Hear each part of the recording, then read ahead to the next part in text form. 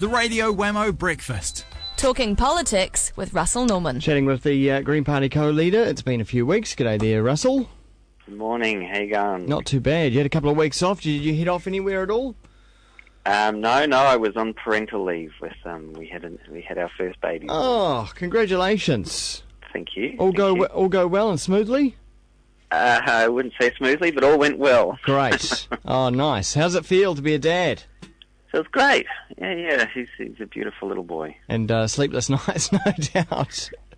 Yeah. I didn't get a lot of sleep last night, but that's all right. It's all part of it, I suppose. Oh, good. Oh, all right. Well, let's get into, because you're back into the swing of things now, and back tackling the government on how they're going to fund the earthquake recovery. And with the budget looming, it looks like cuts are on the cards. Yeah, that's right. The government's decided the way that they're going to fund the rebuild in Christchurch is to cut spending and increase borrowing.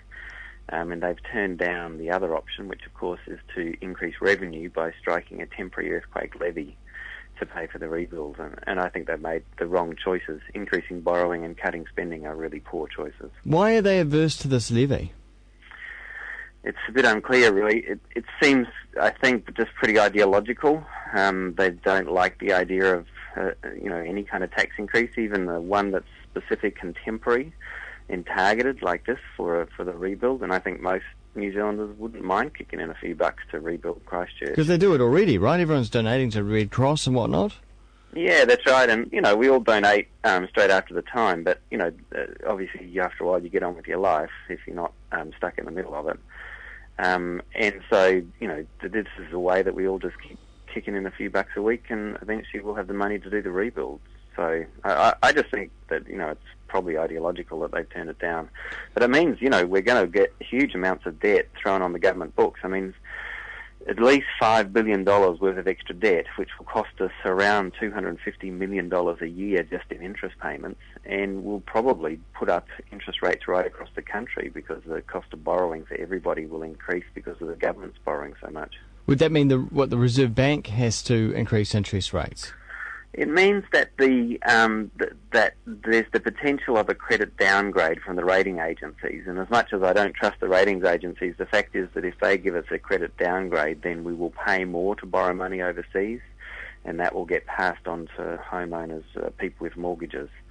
Bill English, in fact, in the past, when he used to be against debt, warned that increasing debt would increase interest rates and costs for all New Zealanders, and here he is now. He's just absolutely engorging himself on billions of dollars of new debt because he doesn't want to have a temporary earthquake levy. So, in pushing this extra debt through and these cuts in the next budget, the government looks like they'll have the support of ACT and the Maori Party in this. Yeah, presumably ACT and the Maori Party have got confidence in supply agreements. They have to vote for the budgets. They're going to be black budgets with savage cuts in them. Because the thing is, Key on the weekend said that there would be no new spending. Now, the thing is, inflation's running at 5%. So no new spending means a cut of 5% right across the board. So the government's spending, around $70 billion a year, so a cut of 5% is around a cut of, say, $3 billion. And then on top of that, they're moving funding out of some areas and moving into health and education. So in other areas of the budget, the cut will be very, very significant. Where do you think it's going to happen? I think it's a bit unclear so far, but it's got to be in some of the social spending areas because that's all. They're the big areas left. You can do lots of little nibbles, and I'm sure Bill English will try that. But to come up with the amount of money you need, it's pretty. You're going to have to cut something pretty savagely. And the thing is that it will also be the kind of cuts that just kind of are like. If you've got inflation in a certain project, you just won't be able to pay the cost of the inflation, so you're going to have to try to trim it back everywhere.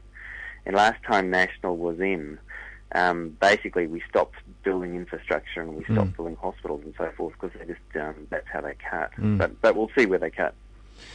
Okay, I do want to touch on some overseas issues now as well.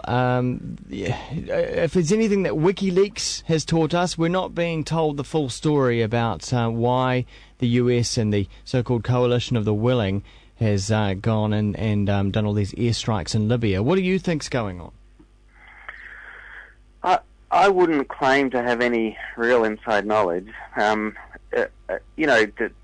was no question that Gaddafi was on his way to massacre all those people, had he got his hands on them. So, on the one hand, there is a case for some intervention against Gaddafi's military forces.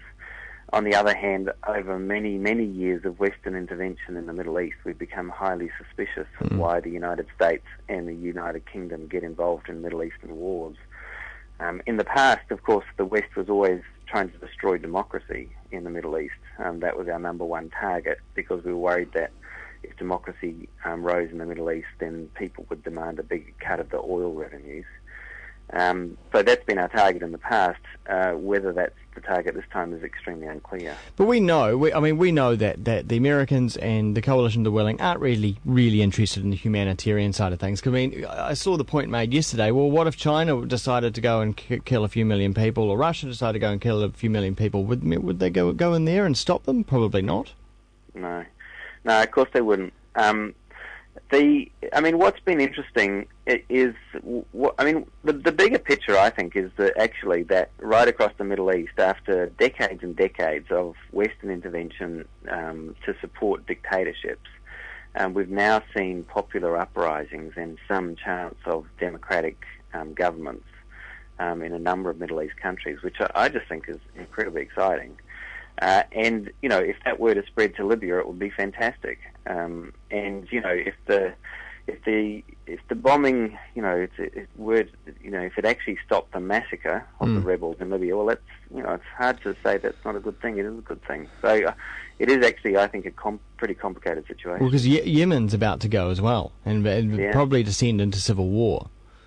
Well, that's right. And are we now going to go and bomb Saudi Arabia because of their intervention in Bahrain? Yeah. I doubt it very much, because, of course, the West loves the Saudi dictators because they guarantee the oil supply. So, yeah, I think it's quite right to be suspicious and have reservations about what on earth the United States and the United Kingdom are up to. Yeah. And have you seen any intel in Afghanistan about the situation for the New Zealanders there in the where are they? They're in the province there in northern Afghanistan, aren't they? Where they're doing the peacekeeping and reconstruction. Yeah. Have you? Because something that I saw on Al Jazeera the other day, it was a completely independent report from New Zealand, but it focused on the province that they're in, saying that the Taliban this summer were going to be targeting that province, which has been pretty peaceful over the past couple of years. Right. I actually haven't seen that, but that would make it extremely difficult for them. Yeah. In New Zealand, if that happened, with the continued involvement in Afghanistan. Because things are just spiraling out of control. Things aren't getting better there; they're getting far worse. Yeah, I know. It's like getting involved in Libya. You think, all the other interventions have been so fantastically successful. Is this really where Obama wants to spend his treasure in US lives? Yeah, exactly. All right, thanks very much, Russell. All right. Cheers. Thanks very much. Yeah, Russell Norman there, co-leader of the Greens.